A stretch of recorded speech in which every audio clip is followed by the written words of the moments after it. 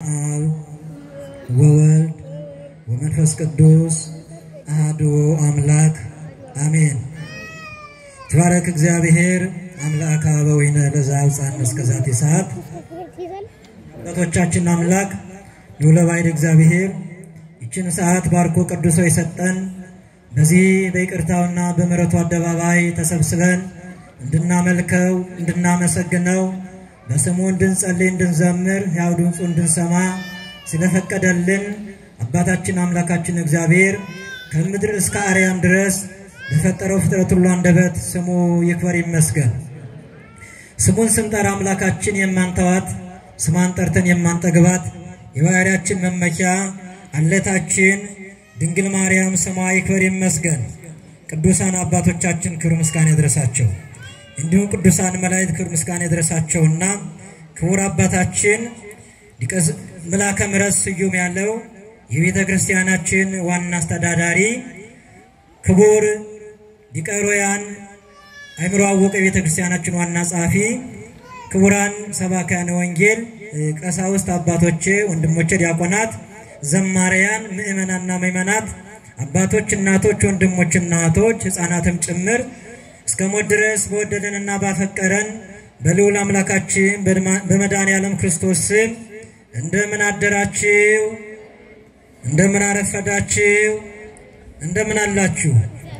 አሜን። እግዚአብሔር ይመስገን ብለን እንድናመሰግነው አንደበታችን ለምስጋና ያዘጋጀ የምስጋና ባለቤት የአባቶቻችን አምላክ በድጋሚ ስሙ የተመሰገነ ይሁን። ዛሬ የምንማማረው በቅዳሴው ላይ የተነበበው ወንጌል መነሻ በማድረግ የእግዚአብሔርን ድምጽ እንሰማለን። እንግዲህ የእግዚአብሔር መለኮታዊ ድምጽ ሁሉ ጊዜ ከፍጥረቱ ጋር ተለይቶ ወይም ከፍጥረቱ ጋር ያለው ግንኙነት ተቋርጦ ያውቅም። እግዚአብሔር ሁሉ ጊዜ ልጆቹን በቃሉ ይመግባል፣ የወደቁትን ያነሳል፣ የራቁትን ያቀርባል፣ የጠፉትን ይፈልጋል፣ የደከሙትን ያበረታል፣ ያዘኑትን ያጽናናልና እግዚአብሔር ዛሬ በዚህ ዕለት በተነበበውና በቅዳሴ ላይ በተጸለየው ወንጌል ሁላችንም ይመክረናል። የቅድስና ባለቤት እግዚአብሔር አምላካችን ለኔ ማስተዋልና ጥበብን የምናገርበት አንደበት እናንተም የምሰሙበትን ዝለንቦላ ለሁላችንም አምላካችን እግዚአብሔር ይፍቀድልን ይስጠን።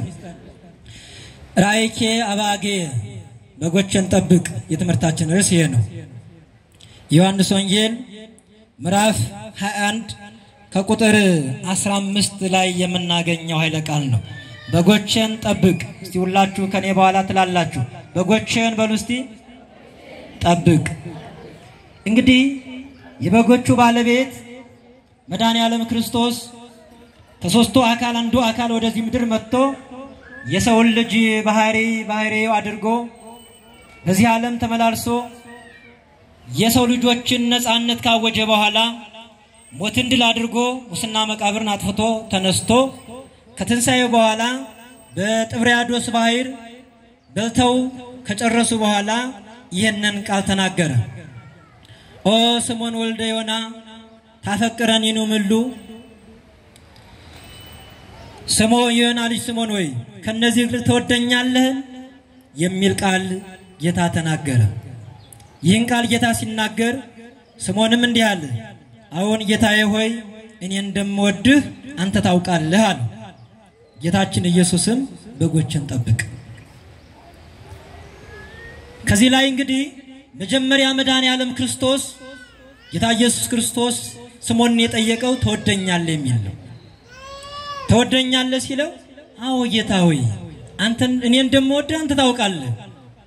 እዚህ ላይ ጴጥሮስ አሁን የኢየሱስ ክርስቶስን ሁሉን ቻይነት አዋቂነትም እየመሰከረ ነው።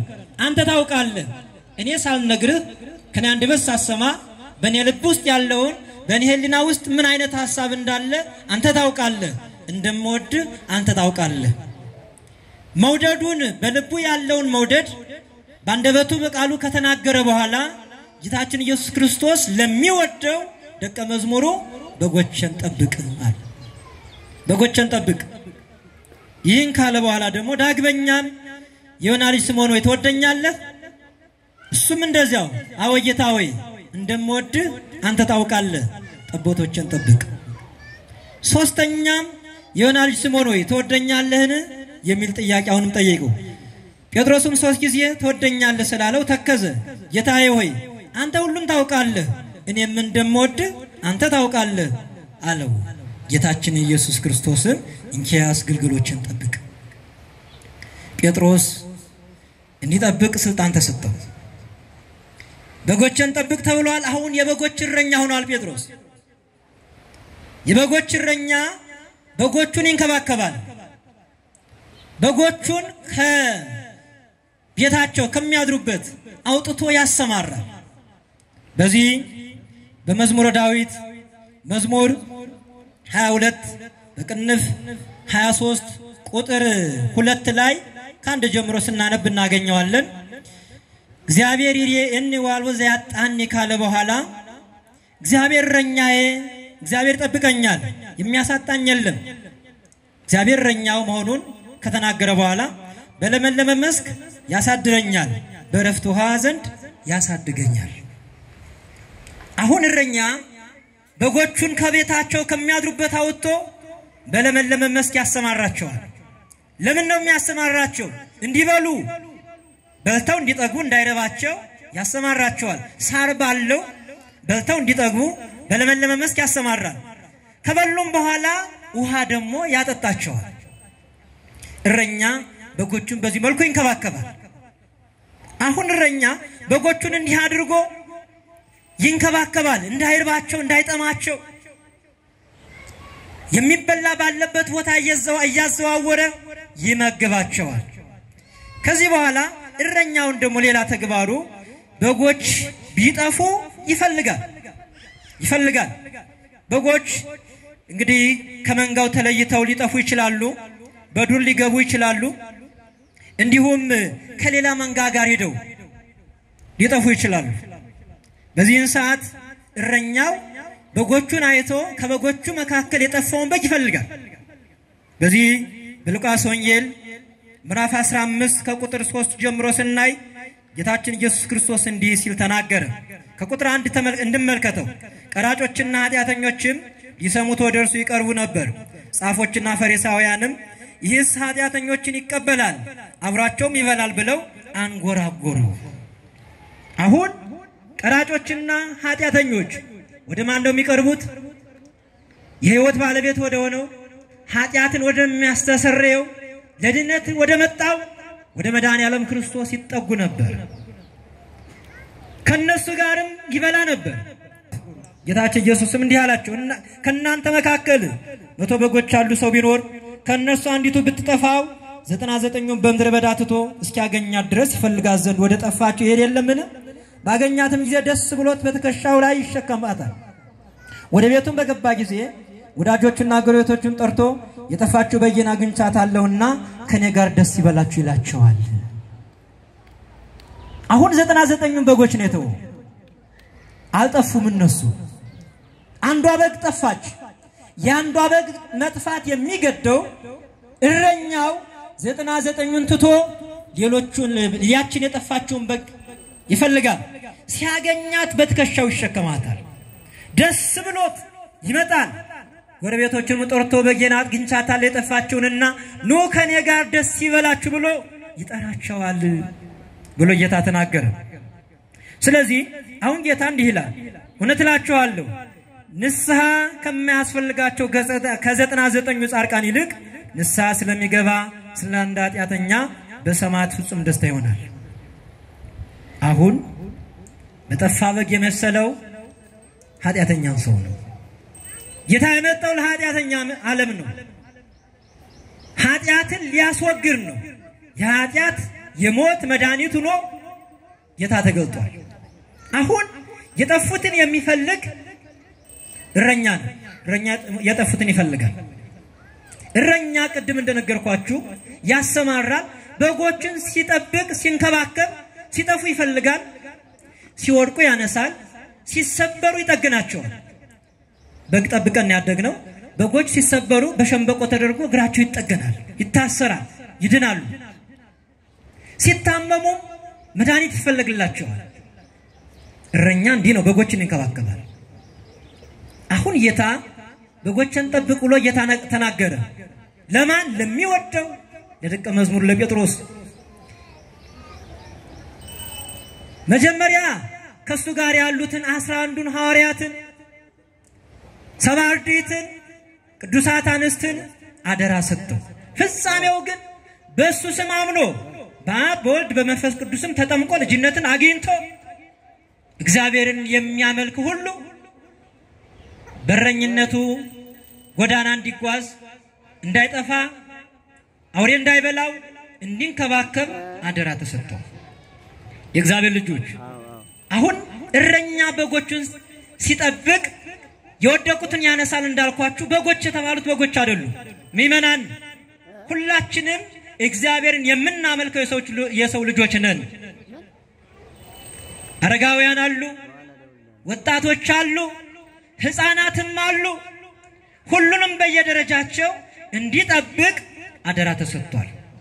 ስለዚህ የበጎቹ እረኛ ለበጎቹ እንደሚያስበው እንደሚራራው የእግዚአብሔር እንደራሲ ሆኖ በዚህች ምድር ላይ የእግዚአብሔርን መንግስት ወክላ የእግዚአብሔርን ክብር በመትገልጽ ቤተክርስቲያን ቆሞ የእግዚአብሔርን ቸርነትና ምሕረት የሚሰብክ ወንጌልን የሚያስተምር መምህር አባት ለመንጋው ይራራል። አማኞች ክርስቲያኖች ምእመናን ከመንጋው ከቤቱ ወጥተው እንዳይጠፉ ያስተምራል፣ ይንከባከባል፣ በቃሉ ይጠብቃቸዋል። በኃጢአት ወድቀው ሲሰበሩ በንስሐ ይጠግናቸዋል። ከመንጋው ተለይተው ሲጠፉ ይፈልጋል። ቅድም ከመንጋው ተለይተው ከሌላ መንጋ ጋር ሊሄዱ ይችላሉ። ከማይመስላቸው ከማያምኑ ከካዲያን ጋር ከዘማውያን ጋር ከሌቦች ጋር ሊሄዱ ይችላሉ። ስለዚህ ይሄ የኃጢአት መንገድ እናንተ ክርስቶስን ለተቀበላችሁ በልጅነት ለከበራችሁ በደሙ ፈሳሽነት ለተቀደሳችሁ ነፃነት ለታወጀላችሁ ለእናንተ ለምእመናን ለእግዚአብሔር አማኞች ለእግዚአብሔር ልጆች ከካዲያን ጋር መሄድ ግብረ ዛም መስራት ለእናንተ አይፈቀድላችሁም ብሎ ከነሱ ለይቶ ወደ እምነት ያመጣቸዋል።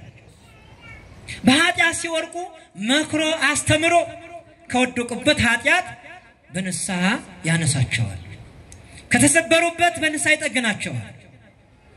ሲራቡ የእግዚአብሔርን ድምጽ አጥተው የተራቡትን ነፍሳት ወደ ቤቱ መጥተው የእግዚአብሔርን ድምጽ እንዲሰሙ የተራበች ነፍሳቸው በቃሉ እንድትረካ የሕይወት ቃል የሆነውን የእግዚአብሔርን ድምጽ እንድትሰማ ያደርጋሉ።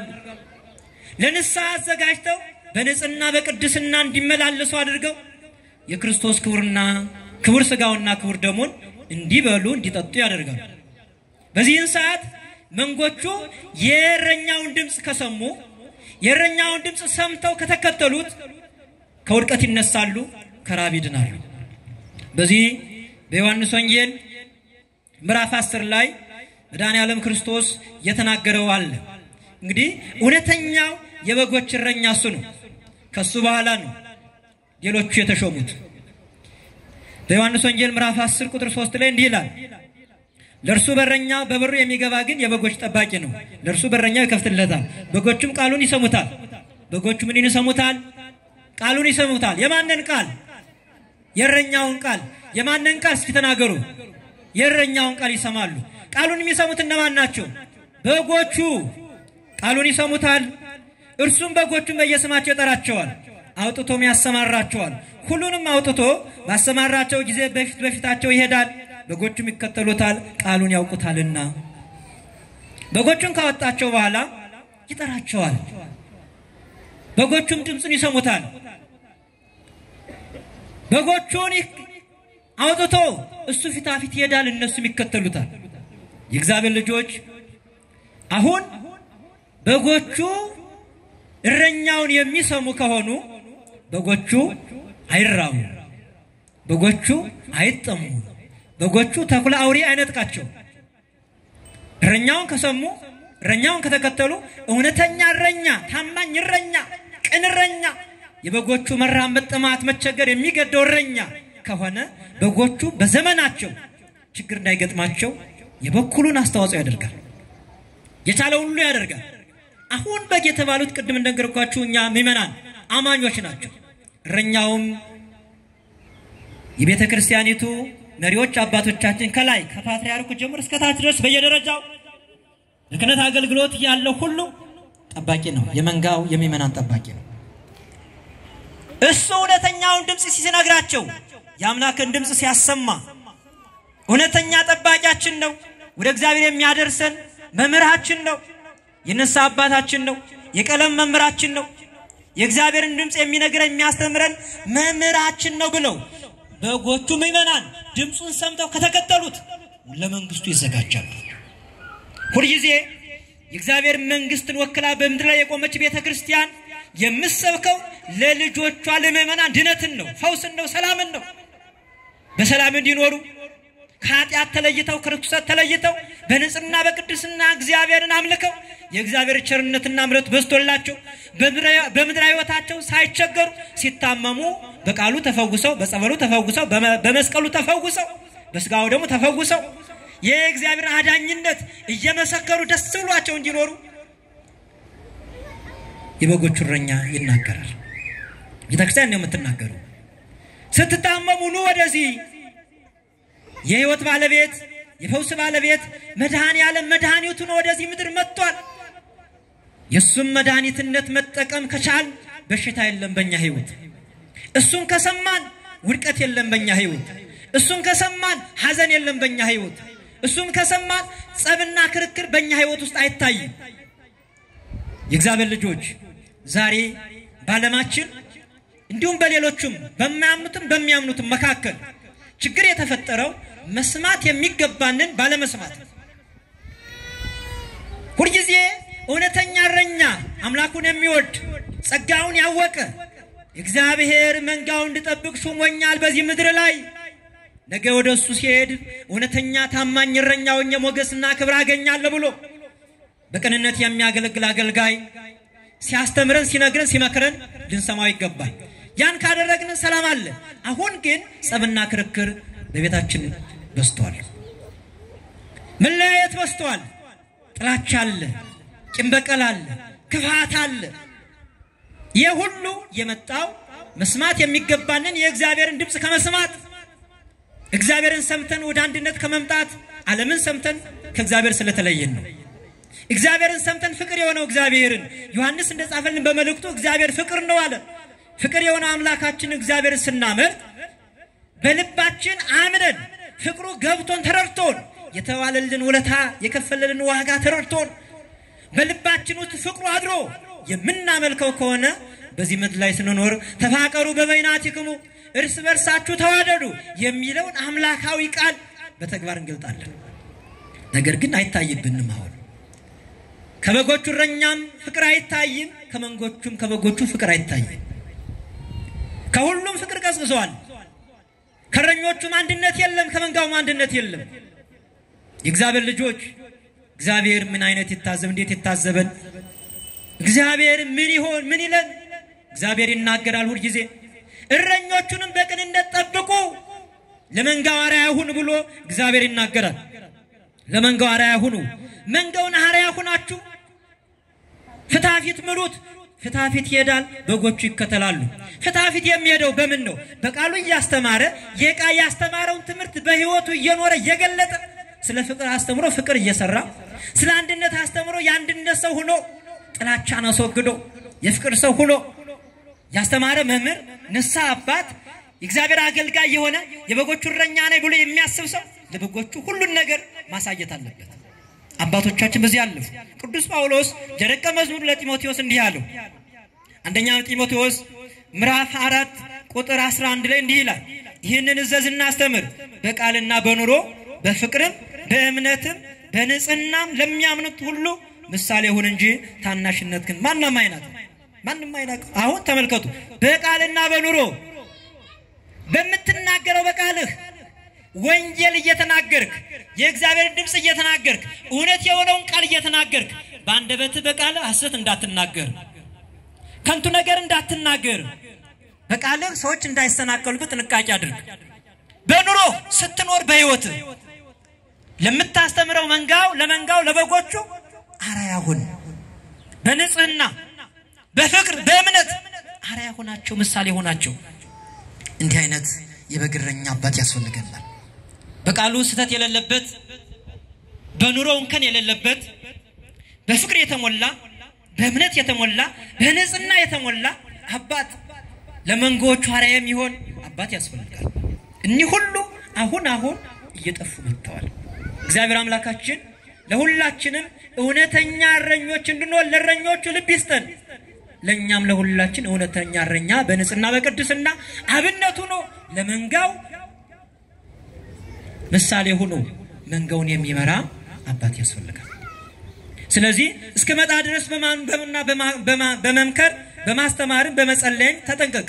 አሁን ተመልከቱ፣ በማንበብ በመምከር በማስተማር በመጸለይ እረኛ ያነባል። ለማስተማር ማንበብ አለበት። ሳያነብ ምኑን ያስተምረዋል? ማንበብ ግዴታ ነው። ያነባል። ከዛም ደግሞ በመምከር ይመክራል። መንጋውን በጎቹን ይመክራል እንዳይጠፉ፣ ካውደ ምሕረቱ እንዳይጠፉ፣ ከእግዚአብሔር ቤት እንዳይወጡ ወጥተው እንዳይጠፉ፣ በኃጢአት እንዳይሰበሩ መንጋዎቹን ይመክራል። በማስተማር ይተጋል። ለማስተማር አባቶቻችን ለማስተማር ብዙ ዋጋ ከፍለዋል። ከዛም በመጸለይ ይጸልያል። ጌታ ሆይ እባክህ አበርታኝ፣ እኔ የማስተምረውን የሕይወት ቃል እንድኖረው በሕይወቴ እንድገልጠው የማስተምረውን ቃል ጌታ ሆይ አንተ እኔ በማስተምረው ቃል በጎች እንዳይሰናከሉ አንደበቴን አንተ ተቆጣጠር፣ ልቦና ህሊናን አንተ ተቆጣጠር። እኔ የማስተምረው ቃል በበጎቹ ልቦና ገብቶ የሚያጸና ቃል አድርገው፣ የደከሙትን የሚያበረታ የወደቁትን የሚያነሳ ያዘኑት የሚያጽናና ቃል አድርግ ብሎ ይጸልያል። መንጋዎቹ በተማሩት ትምህርት ጸንተው እንዲሮኑ ይጸልያል። እንደ ቅዱስ ጳውሎስ እኔ ሁሉ ጊዜ የሚያሳስበኝ እጅግ የሚጨንቀኝ የሚከብደኝ የአብያተ ክርስቲያናት ጉዳይ ነው፣ የምእመናን ጉዳይ ነው።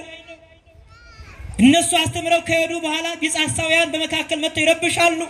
በእምነታቸው ጸንተው እንዳይኖሩ እግዚአብሔርን እንዳያመልኩ ክፉን ክርዳድ ይዘራሉ። እውነተኛ በጎቹ እረኞች ስንዴ ዘርተው ያልፋሉ። ከበጎቹ እረኛ ውጭ የሆኑት ምንደኞቹ መጥተው ክርዳድ ይዘራሉ። ስለዚህ ይከብደኛል። እውነተኛ እረኞች የበጎቹ ጉዳይ ይከብዳቸው። ስለዚህ ስለ በጎቻቸው ይጨነቃሉ፣ ያዝናሉ፣ ይጸልያሉ። ስለዚህ ምን አለ ቅዱስ ጳውሎስ? ይህን ብታደርግ ራስህንም የሚሰሙንም ታድናለህ። አንተ በማስተማር ብትተጋ፣ በማንበብ ብትተጋ፣ በመጸለይ ብትተጋ፣ የተሰጠን ጸጋ አጥብቀህ ብትይዝ፣ ሳታቃልል ጸጋህን በዓለም ገንዘብ ሳትለውጠው፣ በፍቅረ ሲመት ሳትለውጠው፣ በፍቅረ ነዋይ ሳትለውጠው፣ በዚህ ዓለም ርስት ውስጥ ሳትለውጠው ሰማያዊ ጸጋን አክብረህ ብትይዝ ራስህንም የሚሰሙንም ታድናለህ። ዛሬ ብዙዎቹ የበግ እረኞች ጸጋቸውን በገንዘብ ሽጠውታል፣ በስልጣን ሽኩቻ ጥለውታል የእግዚአብሔር ልጆች። ስለዚህ ማስተዋል ይገባል። እውነተኛ መምህራን ሲያስተምሩን እኛም በጎቹ እውነቱን ሰምተን ልንከተል ይገባል። ዛሬ የትኛው በግ ነው አሁን እረኛውን ሰምቶ የሚመጣው? እምቢተኛ በጎች ተፈጥረዋል። መምህራቸውን የማይሰሙ በተማሩት ትምህርት ጸንተው የማይኖሩ ቃሉን ሰምተው በቃሉ ሕይወታቸውን የማይገልጡ ሁሉ ጊዜ አዲስ አማኝ የሚሆኑ በጎች አሉ፣ ምእመናን አሉ፣ አማኞች አሉ። ዛሬ የአባቱን ድምጽ ሰምቶ የመምህሩን ድምጽ ሰምቶ ስጋው ደግሞ የሚቀበል ማን ነው? ስንት ጊዜ ቤተ ክርስቲያን መምህራን ስጋው ደግሞ ተቀበሉ ብላ በመምህራን ላይ አድራ ቤተ ክርስቲያን ተናግራለች። እግዚአብሔር ተናግሯል። ስንት ጊዜ ሰምተናል አይደል? ስጋው ደግሞ ተቀበሉ ጊዜ ሰምተናል። እስቲ ስጋው ደግሞ የተቀበላችሁ እውነት ነው፣ በእግዚአብሔር ፊት ነው። ስጋው ደግሞ ያልተቀበላችሁ እስቲ እጃችሁን አንሱ። በእግዚአብሔር ፊት ነው ያለው። ብዙ ጊዜ ድምፁ ሰምተናል፣ ግን አሁን በጎቹ የእረኛውን ድምጽ ይሰማሉ፣ ይከተሉታል እየተባለ ነው። እረኛው የሕይወት እረኛ ነው፣ የነፍስ እረኛ ነው፣ ወደ ሕይወት የሚመራ ነው፣ ወደ እግዚአብሔር መንግስት የሚመራ ነው፣ ለዘላለም የሚያዘጋጅ እረኛ ነው። ስለዚህ አልሰማንም ማለት ነው። አልሰማንም። ስጋው ደግሞ ተቀበሉ ተብሎ ካልተቀበልን አልሰማንም ማለት ነው። ስለዚህ በጎቹ ድምጹን ሰምተዋል ተባለ። ድምጹን የሰሙ በጎች ምእመናን በንስሐ ራሳቸውን አሳልፈው ስጋው ደግሞ ተቀበለው እግዚአብሔርን ያመልካሉ። እግዚአብሔር ልጆች እኛም ስጋው ደግሞ እንድንቀበል የአባቶቻችን አምላክ እግዚአብሔር ይርዳል። ስለዚህ የበጎቹ እረኛ ይጸልያል፣ ለበጎቹም ይራራል፣ በጎቹ በእምነት ጸንተው እንዲኖሩ ያደርጋል፣ ሲታመሙም ይፈውሳል። ቅድም እንደነገርኳችሁ ሲታመሙ ሕክምና ይፈልግላቸዋል የተቻለውን መድኃኒት ሁሉ ይፈልጋል በጎቹ በህመም እንዳይሞቱ በህመም እንዳይጎዱ እንዳያዝኑ ይራራላቸው አባቶቻችንስ የታመሙት እንዲፈወሱ አባቶቻችን ቅዱስ ጴጥሮስ በጎችን አደራ ጠቦቶችን አደራ ግልገሎችን አደራ ጠብቅ የተባለው ጴጥሮስ በጎቹን በቅንነት አስተማረ ሲታመሙም ይፈውስ ነበር በዚህ በግብረ ሐዋርያት ምዕራፍ 5 ከቁጥር 15 ጀምሮ ላንበው 15 እና ቁጥር 15 ቁጥር 16 ላይ ጴጥሮስም አልፎ ሲሄድ ጥላው ያርፍባቸው ዘንድ ድውዮቹን ባልጋና በቃሬዛ ያመጡ በአደባባይ ያስቀምጧቸው ነበር ደግሞም በኢየሩሳሌም ዙሪያ ካሉ ከተሞች ብዙዎች ይመጡ ነበር የታመሙትና ክፉዎች አጋንንት ያዟቸውንም ያመጡ ነበር ሁሉም ይፈወሱ ነበር አያችሁ ቅዱስ ጴጥሮስ በጎቹን አደራ የተሰጠው ጴጥሮስ የታመሙትን በጎች ይፈውሳል ጴጥሮስ ሲመጣ ጥላው ነው የሚፈውሰው በእጁ አይዳስስም ምንክና ያመመ ብሎ አይጠይቅም ጴጥሮስ በሚመጣ ጊዜ ጧት ከሆነ ፀሐዩ በዚህ ከሆነ በዚህ በኩል ወደ ምዕራብ በኩል በሽተኞቹ በአልጋ ተረብርበው ይተኛሉ ቅዱስ ጴጥሮስ ሲያልፍ ጥለው ያለፈባቸው በሙሉ ይድናሉ ይፈወሳሉ ማታ ሰዓት ከሆነ ጴጥሮስ በምዕራብ በኩል ወደ ምስራቅ በኩል በሽተኞቹ ተሰብስበው እዚህ አካባቢ ይቀመጣሉ ሩቅ ድረስ ጥላው እስከሚደርስበት ጥላው የደረሰባቸው በሙሉ ጥላው ያለፈባቸው በሙሉ ይፈወሳሉ እረኛ ይሄ በጎቹን የሚፈውስ እረኛ ሲታመሙ የሚፈውስ እረኛ እውነተኛ እረኛ ይሄ ነው የእግዚአብሔር ልጆች ዛሬም ቤተክርስቲያናችን እውነተኞች እረኞች አሉ ዋጋ የሚከፍሉ ከቤተክርስቲያን ላለመውጣት ጸጋቸውን ላለመተው ተቸግረው ይህን ዓለም ጊዜያዊ ነው ኃላፊ ነው ብለው የእግዚአብሔር መንግስት እነሱም ለመውረስ መንጋው ነው ለማውረስ የሚደክሙ የሚተጉ ብዙ እረኞች አሉ እኛም ይመናል እንስማ እኛም ሰምተን እንመለስ እንድንከብር ከዛው ውጭ ግን እንጎዳለን የእግዚአብሔር ልጆች አሁን ሌላው ሶስተኛው ካውሬዎች የሚጠብቅ ነው እረኛ በጎችን ከምን የሚጠብቅ አልኳችሁ ካውሬዎች አውሬ መጥቶ እንዳይነጥቃቸው ምክንያቱም እረኛ ትልቁ ነገር በጎቹን መንከባከቡ እንዳለ ሆኖ አውሬ የሚበላቸው ከሆነ ጠባቂነቱ ምንም አይደለም ስለዚህ እረኛው በጎቹን ተኩላ መጥቶ እንዳይነጥቃቸው አውሬ እንዳይነጥቃቸው ይንከባከባል በዚህ በመጽሐፈ ዳዊት እናያለን ዳዊት እግዚአብሔር ከበግረኝነት ያከበረው ከበግረኝነት አንስቶ ለታላቁ ህዝብ ለእግዚአብሔር ህዝብ አስተዳዳሪ መሪ ንጉስ እንዲሆን ያከበረው ነው ዳዊት ሳሙኤል ዶ ከቀባው በኋላ የእግዚአብሔር መንፈስ በዳዊት ላይ አድሯል ዳዊት ብርቱ ነው ከዚያ በኋላ የዳዊት ብርታት አይለካም አይመጠንም በጣም ብርቱ ነው ድብ ይመጣል አንበሳ ይመጣል መጥቶ በጎቹን ነጥቆ ይሄዳል በዚያን ሰዓት ዳዊት ሄዶ በጎቹን ካንበሳው ከድቡ ጉሮሮ አንቆ መንጥቆ ይመልሳቸዋል ድቡ ወይ አንበሳው ዝሮ እሱን የሚጣላው ከሆነ በጡጫ ብሎ ይገል ነበር መጽሐፍ ቅዱስም ይነግረን ይሄንን ሳውል ይሄንን ፍልስጤማዊውን ጎልያድን እኔ ገለዋለሁ እኔ አሸንፋለሁ ብሎ ሲናገር ያኮ ከበላቲነቱ ጀምሮ በጦርነት ያደገ ነው አንተ በላቲና ነህ በግረኛ ነህ ሆነ ነውርከው አታቅም የጦርነት ልምድ የለህም ስለዚህ እሱ ጋር እንዴት ትገዳደራለህ እንዴት ልታቸንፍ ትችላለህ ብሎ ሲናገረው እንዲህ አለ እኔ የአባቴን በጎች ጠብቅ አንበሳ ወይም ድብ ይመጣ ነበር ከመንጋው ጠቦት ይወስድ ነበር በኋላው መከተለውና መታው ነበር ካፉም አስጥለው ነበር በተነሳብኝም ጊዜ ጉሮሮውን አንቄ እመታውና እገለው ነበር አሁን ዳዊት ብላቴና እኮ ነው በየትኛው ኃይል ነው ድብና አንበሳን የሚገለው ነገር ግን ሳሙኤል ሲቀባው የእግዚአብሔር መንፈስ በሱ ላይ ስላደረ ብርቱ ነው ዛሬም መንጋዎቹን ከተኩላ መጠበቅ የሚቻለው በስጋዊ ኃይል አይደለም በስጋዊ ብርታት አይደለም በመንፈስ ቅዱስ ኃይል ነው በመንፈስ ኃይል ነው የሚጸልዩት ቅዱስ ጳውሎስ ቅድም ጸልይ ብሎ እንደተናገረ ሰው ሲጸልይ መንፈሳዊ ኃይል ያድርበታል መንፈሳዊ ኃይል ያገኛል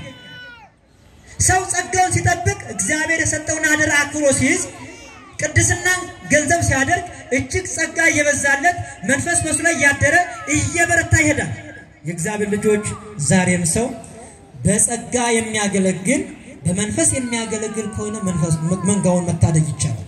በእውቀት ማገልገል እግዚአብሔርን መንጋ መጠበቅ አይቻልም። በእውቀት አይደለም በጸጋ ነው። ሰው በጸጋው ሲያገለግል ነው መልካሙ ነገር። ስለዚህ ዛሬ ብዙ ጊዜ የእግዚአብሔርን መንጋ ለመጠበቅ ብዙ ሹክቻዎች አሉ በዓለም ላይ እረኛ ለመሆን። መንጋዎቹ ደግሞ እናንተ እረኛ ሁናችሁ አትጠብቁንም ይላሉ። ብዙዎቹ እረኛ ለመሆን የመንጋውን ደም ረግጠው ወደ እረኝነት ዙፋን ለመውጣት የሚፈልጉ ዛሬ በዝተዋል። የእግዚአብሔር ልጆች እውነተኛ እረኛ ራሱ ዝቅ የሚያደርግ በትህትና ነው የሚመጣው። እግዚአብሔር ካከበረኝ ምን ችግር አለ አገለግላለሁ ይላል እንጂ እኔ በግድ የእግዚአብሔርን መንጋ ጠብቃለሁ ብሎ በትምክህት የሚመጣ ከሆነ እሱ ለመንጎቹ አይራራም። የመንጎቹ ደም መፍሰስ አይገደው፣ የመንጎቹ መራብ አይገደው፣ የመንጎቹ መጥፋት አይገደው። ዛሬ ይሄ ጎልቶ ይታያል። መንጋው ሲጠፋ ምንም አይገዳቸው እረኞች እየበዙ መጥተዋል። ብር ካለ ምን ችግር አለ? ብር አይጥፋ፣ መንጋው ምን ችግር አለ ቢጠፋ? ይሄ እየጎላ መጥቷል። እግዚአብሔር ለእረኞቹም ለሁላችን ማስተዋልን ይስጥ። እግዚአብሔር ተናግሮ ሲመጣ ከባድ ነው የተባለው ካውሬ ይጠብቃል ነው ያልኳችሁ። ካውሬ ይጠብቃል። አውሬ ማን ነው? በጎቹን የሚበላ ተኩላ ነው። ምእመናን እኛ በጎቹ እኛ ምሳሌ ከሆኑ ምእመናንን የሚበላ ተኩላ ምንድነው? አውሬው ምንድነው? አውሬው ምንድነው? በዚህ በግብረ ሐዋርያት ምዕራፍ 20 ቁጥር 29 ላይ ስንመለከት መድኃኔዓለም ክርስቶስ እንዲህ ብሎ ተናገረ። አሁን የእግዚአብሔር ልጆች አውሬ የተባለው አውሬ አይደለም ምእመናንን የሚበላቸው። ምእመናን የሚያስፈራው አውሬ አይደለም፣ በግብረ አውሬ የሆነ ነው ምእመናንን የሚያስፈራቸው። ቁጥር 29 ላይ እንዲህ አለ። ግብረ ሐዋርያት ምዕራፍ 20 ቁጥር 29 ከኔ በኋላ ለመንጋይቱ የማይራሩ ነጣቂዎች ተኩላዎች እንደሚመጡ እኔ ያውቃለሁ። ከኔ በኋላ እኔ መንጋዎቹን ከወደቁበት አንስቼ ከሞት ወደ ሕይወት አሻግሬ ነፃነትን አውጄ በደሜ ፈሳሽነት ቀድሼ አክብሬ መንጋውን ከሰበሰብኩ በኋላ መንጋውን ካዳንኩ በኋላ ከኔ በኋላ የሚመጡ ለመንጋይቱ የማይራሩ ነጣቂዎች ተኩላዎች እንደሚመጡ እኔ ያውቃለሁ። ደቀ መዛሙርትንም ወደ እነርሱ ይመስልሱ ዘንድ ጠማማ ትምህርትን የሚያስተምሩ ሰዎች ከናንተ መካከል ይነሳሉ።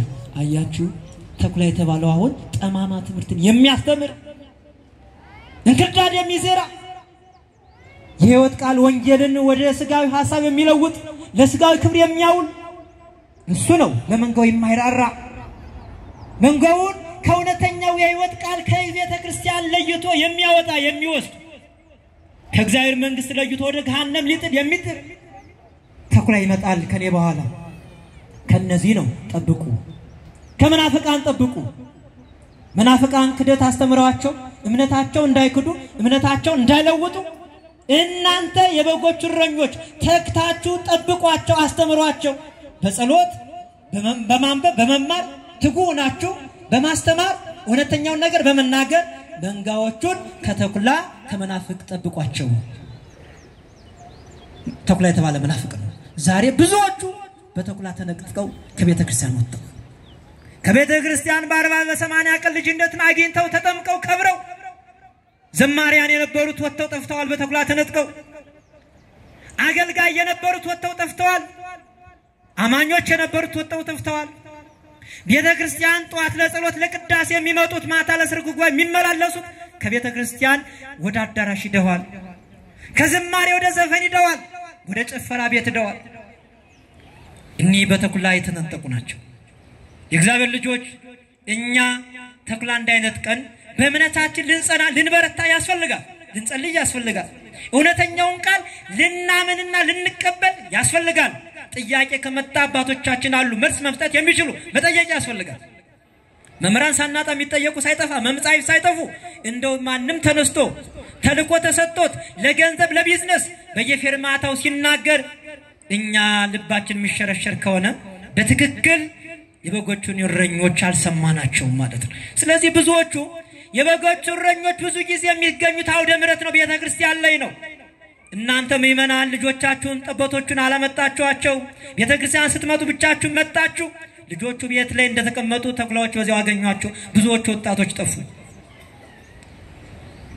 ምእመናን አባቶች እናቶች በልጆቻችሁ ላይ እናንተ መምህራን ናችሁ ያወቃችሁትን እምነትና ትምህርት አስተምሯቸው እንዲያውቁ አድርጓቸው ወደ ሰንበት ትምህርት ቤት ላኳቸው ወደ ቤተ ክርስቲያን ይምጡ ቃሉን ይስሙ የዕጣኑ መዓዛ ይሽተታቸው ስጋው ደግሞ ይቀበሉ ዝማሬውን ይዘምሩ የዝማሬው ጣም ይግባቸው የዝማሬው ጣም የገባቸው የዕጣኑ መዓዛ ይሽተታቸው ከቤተ ክርስቲያን አይወጡ አንገታቸው ለስለት ይሰጣሉ እጅግራቸው ለሰንሰለት ይሰጣሉ በትክክል ሃይማኖታቸውን የተረዱ ምእመናን መምህራን እንደነ ቅዱስ ዲዮስቆሮስ በዘመኑ በዚህ በጉባኤ ኬልቄዶን ጊዜ ወደ ጉባኤው ሲጠራ የጉባኤው የኬልቄዶን ጉባኤ እጅግ የጉባኤ ከለባት የሚባለው ጉባኤ ነው የውሸት ጉባኤ ዲዮስቆሮስ መምጣት አልፈለገም ሳይመጣ ተወገዘ እሱ ያለ ሌላ ተሾመበት መመርቃን በንጉሱ አማካኝነት እሱ ተቀምጦ ንጉሱ ደብዳቤ ጻፈና በኬልቄዶን ጉባኤ ዲዮስቆሮስ ተነስቶ ተሽሮ ሌላ እንዲሾም ተደረገ ቃልጋ ገባ ዲዮስቆሮስ ወደ ግዞት እንዴት ተደረገ ከዚያም ብርክላ የምትባለው ንግስቲቱ ዲዮስቆሮስን በጎን አስጠራችና አንተ ለምንድን ነው ማትመለስ የሊዮን ደብዳቤ ማትቀበል ሐሳቡን ማትቀበል ከሱ ጋር ማትስማማ ምክንያቱ ምንድነው ተው ትገረፋለህ ትሰቃያለህ ተባለ ዲዮስቆሮስ አላደርገውም ማለት ሊዮን እኮ ካዲ ነው መናፍቅ ነው ከእግዚአብሔር ጸጋ የተለየ ነው እኔ አላደርገውም ማለት በዚህን ሰዓት ዲዮስቆሮስ ተደበደበ በድብደባው ጥርሶቹ ረገፉ ጽሙን ነጩና ጣሉት የረገፉ ጥርሶቹን የተነጨው ጽሙን ሰበሰበና አስሮ ለእስክንድርያ ለግብጽ ምእመናን ዝንቱ ፍሬ ሃይማኖት ብሎ ላከላቸው ይሄ ሃይማኖት ፍሬ ነው የሃይማኖት ውጤት ነው ይሄ ብሎ ላከላቸው የእግዚአብሔር ልጆች እንዲህ ነው አባቶቻችን እንዲህ ዋጋ ይከፍላሉ ምእመናንም አንገታቸው ለስለት እጃቸው ለሰንሰለት በሳት ሲቃጠሉ በድንጋይ ሲወገሩ ለአራዊት ሲጣሉ የማይሰማቸው እምነታቸው በትክክል ስለተረዱ ስላወቁ ነው ስለዚህ እግዚአብሔር ልጆች ሁላችንም በእምነታችን ጸንተን ከመንጋው ሳንወጣ ተኩላዎች ሳይነጥቁን እግዚአብሔር እንድናመልክ የአባቶቻችን አምላክ እግዚአብሔር ይርዳል ሌላው ትምህርት ያላጠቃቅልልኝ እረኛ በጎቹን በስማቸው ያውቃቸዋል ይጠራቸዋል ለበጎቹም ሕይወቱን አሳልፎ ይሰጣል ለበጎቹ ሕይወቱን አሳልፎ ይሰጣል በዚህ በዮሐንስ ወንጌል ምዕራፍ 10 ላይ እንዳየነው መድኃኒዓለም ክርስቶስ እንዲህ ሲል ተናገረ ምዕራፍ 10 ላይ ቁጥር 11 ላይ ቸር ጠባቂ ነኝ ቸር ጠባቂ ስለ በጎቹ ነፍሱን ይሰጣል አያችሁ ቸር ጠባቂ ለመንጎቹ የሚራራ የሚያዝን ራሱን አሳልፎ ስለ በጎቹ ይሰጣል አሁን መድኃኒዓለም ክርስቶስ ለምእመናን በሙሉ ለሰው ልጆች ራሱን አሳልፎ ሰጠ እኛ በደለኛ ስንሆን ኃጢአተኛ ሲሆን መሞት የሚገባን እኛ ስንሆን መገረፍ የሚገባን እኛ ስንሆን መቸንከር የሚገባን እኛ ሲሆን እሱ ንጹሕ አባይ የሆነው አምላክ እሱ ቆስሎ በሱቁ እሱ ደሙን አፍስሶ እሱ እኛን ነፃነት አወጀልን እኛ በነፃነት እንድንመላለስ አደረገ ሞት እንድንነሳልን ከሞት ወደ ሕይወት አሻገረን ነፍሱን ሰጠ አሁን ጴጥሮስን ተወደኛለህ ያለው የሚወደው እረኛ አምላኩን የሚወድ እረኛ በጎቹን ይወዳቸዋል በጎቹን ይንከባከባቸዋል የእግዚአብሔር ልጆች ትምህርቴን እየጨረስኩ ነው ዛሬ በቅርብ የሚጠብቀን ንስሐ አባት አለ ንስሐ አባት ልጆቹን በየጊዜው ምን ሰራ የደረስክ ብሎ ይጠይቃል እውነተኛ ንስሐ አባት አይልመጠመጥም ገንዘብ የማይፈልግ ንስሐ አባት አይልመጠመጥም ብዙ ጊዜ ንስሐ አባት መጥቶ ከናንተ አይ ችግር የለውም አይ እንዲህ የሚላችሁ ከሆነ እሱ ትክክለኛ ንስሐ አባት አይደል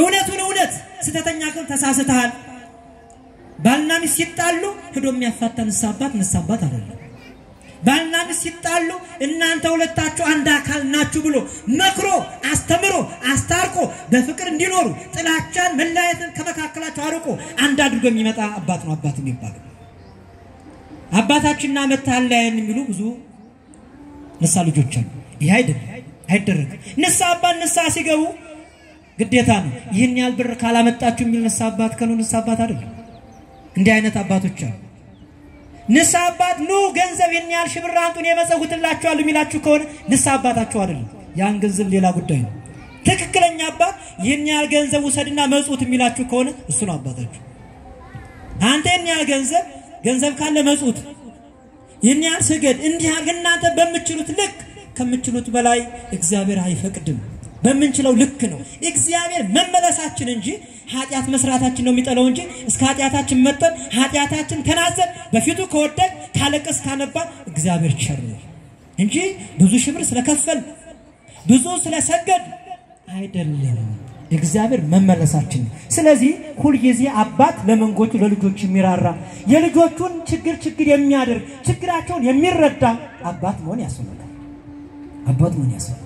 ስለዚህ እግዚአብሔር ልጆች በጎችን ጠብቅ እንግዲህ የአባቶቻችን አምላክ እግዚአብሔር እውነተኛ እኛም መመራኑ ሆነን የምናስተምረው እንድንኖር ለምናስተምረው ለእናንተም ምሳሌ እንድንሆን ለአጠቃላይ ለረኞቹ እግዚአብሔር ኃይልና ብርታት ማስተዋልና ጥበብን ይስጥ በረኞቹ ላይ አድሮ ምእመናን በጎቹን ይፈልግ እግዚአብሔር የወደቁትን ያንሳ የተሰበሩትን ይጠግን ይደከሙትን ያበርታ የረከሱትን ይቀድስ ያዘኑትን ያጽናና የአባቶቻችን አምላክ እግዚአብሔር ሁሉ ጊዜ ስለማይነገር ስጦታው ስሙ የከበረና የተመሰገነው በጎችን ጠብቅ ድምጹን ሰምተን በድምጹ ተጽናንተን ለመንግስቱ እንድንበቃ አባቶቻችን አምላክ እግዚአብሔር ይርዳን ወስብሐት ለእግዚአብሔር